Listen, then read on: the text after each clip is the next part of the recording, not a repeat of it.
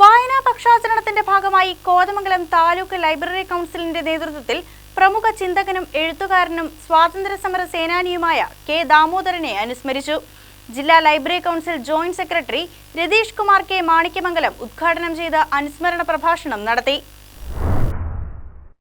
Iramallur public ലൈബ്രറിയുടെ ആഭിമുഖ്യത്തിലാണ് K Damodaran അനുസ്മരണ സമ്മേളനം നടന്നത്. ലൈബ്രറി ഹാളിൽ നടന്ന അനുസ്മരണ സമ്മേളനം ജില്ലാ library council joint secretary Ratheesh Kumar K Manikyamangalam ഉദ്ഘാടനം ചെയ്തു.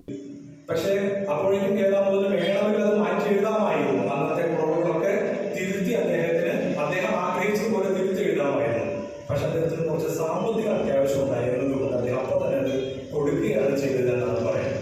തുടർന്ന് അദ്ദേഹം അനുസ്മരണ പ്രഭാഷണം നടത്തി. മലബാറിൽ ഗ്രന്ഥശാല പ്രസ്ഥാനത്തിന് സംഘടിത രൂപം നൽകുന്നതിൽ നിർണായക പങ്കുവഹിച്ച വ്യക്തിയാണ് കെ ദാമോദരനെന്നും ഗ്രന്ഥശാല പ്രസ്ഥാനത്തിന്റെ വളർച്ചയ്ക്ക് അദ്ദേഹം ശക്തമായ അടിത്തറ പാകിയെന്നും അനുസ്മരണ സമ്മേളനത്തിൽ രതീഷ് കുമാർ പറഞ്ഞു. Taluk library council president K O Kuriakose അധ്യക്ഷത വഹിച്ചു.